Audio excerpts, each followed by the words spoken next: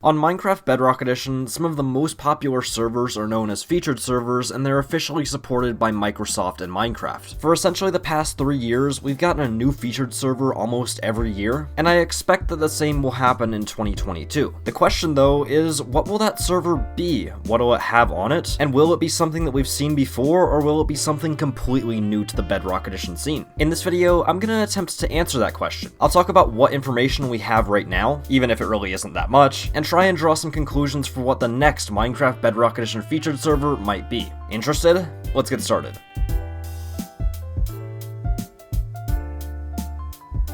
So, if this video seems familiar to you, that's probably because it is. About 8 months ago, in May of 2021, I did a video almost exactly like this, talking about what the next Minecraft Bedrock Edition featured server might be. It's pretty much the same premise as this video, speculating about it based on the little information that we have right now. The issue is, I was almost completely wrong. Like, in almost every way, I just completely missed on what the next featured server was actually going to be, which was Pixel Paradise. I want to break down some of my major points that I made in that video so you guys can see just how wrong I was. First of all, the part of the video that led to the downfall of essentially everything else was me making my own list of requirements for a server to become featured because Microsoft doesn't publish their own list of requirements for it. The first requirement wasn't actually that bad, it was just that the server must have monetizable content, which kinda makes sense, it needs to make money. The second one, however, oh boy. I said that the server must have PvP and non-PvP game modes to play, and with the release of Pixel Paradise, I think you can see just about how well that prediction went. Also, just recently, Mineville completely removed their PvP minigames that they originally had on the server, and now it's just roleplay and prisons and all of that sort of stuff. That's 2 servers now that essentially don't have PvP. The third requirement, though, was just as bad as the second. The server content must be original to an extent, and once again, this requirement was completely destroyed by the existence of Pixel Paradise. I mean, the extent of their server content started off with a reskinned Skyblock, a reskinned Prisons game mode, and command block tutorial level TNT run and Spleef. Now, I know people will try and call out servers like the Hive and Galaxite for having their own version of a Bed Wars game mode, but at the same time, you can at least see that thought went into those when Pixel Paradise's sister server, Mineville, also has Skyblock and Prisons, just not island themed. I know that Pixel Paradise has games like CubeCraft and Guess Who now, but to start off, essentially nothing on the server was original. Moving on from the list of requirements though, another prediction that I made in last year's video was that I thought the next Minecraft Bedrock Edition featured server would be something called TubNet by a YouTuber named Tubbo. It seemed like a good idea at the time. There was a lot of information and hype surrounding it, and it seemed like they were making pretty good progress on being able to get it out soon. As soon as I made my video, however, it seemed like all progress just completely stopped for the year. From stalking various Twitter accounts, including Tubbo's, it finally seems like work on TubNet's starting to pick back up, but it's still pretty unlucky that I predicted TubNet to be the next featured server, and then absolutely nothing happened with it for over half a year. Regardless, this still brings up the question, could TubNet ultimately be the next featured server? Like, the one that we'll possibly get this year? My answer to that is probably not, and I've made a whole new list of requirements to tell you why I think that. The first requirement is honestly pretty much the same as last year's. It needs to have monetizable content, but as we've been seeing a lot more, it's probably going to need a lot of it. I say this because we've all seen Mineville and Pixel Paradise. They're essentially pay-to-play featured servers. But along with just more paid content coming to almost every server, we also see things like how Minecraft is handling their marketplace recently. With all of this, it's quite apparent that Microsoft enjoys money a lot. I definitely understand that servers need to make money to stay up and running, but at the same time, based on the knowledge of featured servers that we have right now, I worry about what the future is going to be like for monetizable content on featured servers. Also, obviously, the monetizable content on the featured server will be purchasable with Minecoins, which, for anyone that didn't know, is Minecraft Bedrock Edition's premium currency. The second requirement for the next featured server is that it's going to need to be from someone that's already established in the Minecraft community. As an example, let's take a look back at the 3 most recent featured servers that have been added to Minecraft Bedrock Edition. Last year's server, obviously, was Pixel Paradise, which was made by InPvP, a company that's been working on servers since the very early days of Minecraft Pocket Edition. Before that, the featured server that released in 2020 was Galaxite, made by a company called Blockception, who have worked on the Minecraft marketplace marketplace almost since its release. And before that, in very late 2018, the Hive released, which had been around on Java Edition since 2013. Even before all of those, the other servers that are on Minecraft Bedrock Edition were established as servers before they got added as featured servers. It's all down to name recognition, and players want to know what they're playing on before they go and play on it. Also, I think it comes down to Microsoft not really wanting to take a risk on someone that hasn't proved themselves before, and I'll talk about what this means for the next featured server later in the video. Either way, the third and final requirement for the next featured server actually took me a while to figure out. I had to think of what every Minecraft Bedrock featured server had in common, and not gonna lie, that's pretty hard. However, I realized that every current featured server does quite a lot with 3D models, and barring one or two, integrates them well into their servers. So I think the next featured server will have to utilize 3D models and utilize them well. Use them as NPCs, use them in games, use them as costumes and skins. There's so much potential for what you can do with 3D models in Minecraft Bedrock Edition, and I feel like a new and upcoming Bedrock Edition server would have to be dumb to not use them. With all of these requirements in mind though, I feel like we can finally begin to start talking about what the next featured server in Minecraft Bedrock Edition might be. Well, first, let's actually use these requirements as a process of elimination to weed out some of the servers that wouldn't make the cut. Like the last video I made on this topic, I feel like it can be safely said that servers like NetherGames and HyperLands will most certainly not become featured servers. I know originality isn't as big of a thing anymore since we literally have Pixel Paradise now, but at the same time, Minecraft certainly isn't going to add a Hypixel ripoff to their featured servers list. That's just asking to get sued by Hypixel. Also, like I mentioned earlier, I don't think TubNet's going to become a featured server either. I know that in the past they've discussed that they're working with 3D models, and that they're planning on coming to Bedrock eventually as well, but they're not really an established server by any means. Microsoft would be taking quite a big risk on them, and it kind of goes back to my requirement that I talked about earlier where I think every featured server kind of needs to be from someone that's already established in the community first. Now, with all of this being said, I think that the next Minecraft Bedrock Edition featured server is probably going to be from a partner on the marketplace. They just have the best chance to be able to hit all of the requirements for being a featured server. They already work with the marketplace, so they're going to be familiar with microtransactions and minecoins, and I assume that if anything, it's probably going to be from one of the larger marketplace partners, meaning that they're already established in the Minecraft community. And finally, most of these studios already work with 3D models for skins and NPCs in their games and maps. One of my top picks for a marketplace creator turning into a Minecraft server is Noxcrew. I assume most of the people that watch this video have probably already heard of them through MCC and other events that they've hosted, but I also think just a server made by them would be pretty good even if it wasn't in any way MCC related. They've made stuff like the marketplace map and game Terra Swoop Force in the past, and I feel like that could fit really well within a Bedrock Edition featured server. Another marketplace studio that I think could make a really good featured server is Gamemode One. This is another studio that you might recognize based on the other stuff that they've done in the past, most notably the standalone map that they did for the Sonic event last summer. They also made another free map that was featured by Minecraft last year called Seaside Story, and just the overall quality of everything that they've made has impressed me a lot, and I feel like they could translate that into a really good featured server. Only time will tell though, and I am very interested to see what the next Minecraft Bedrock Edition featured server will be. Featured servers aren't anything without the Minecraft Bedrock marketplace, however, and if you want to know about the issues that have been happening on the marketplace recently, I recommend going and checking out the video that just showed up on screen. That's going to be it for this video, however, so thank you all for watching, and I will see you in the next one.